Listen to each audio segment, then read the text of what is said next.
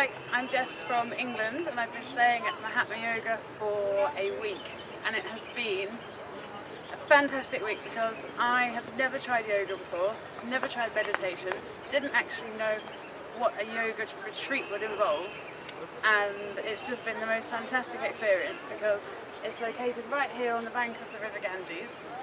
The sun is shining, everybody's very friendly, and it's just the perfect place to get away from the world, learn about yoga, sort of get in touch with yourself and really enjoy the natural surroundings.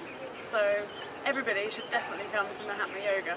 You will not regret it, especially if you've never tried yoga before.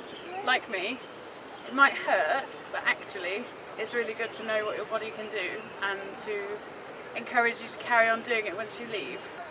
Hi, I'm Rebecca and I'm from England. I've stayed at Mahatma Yoga for a week and it's been an amazing experience.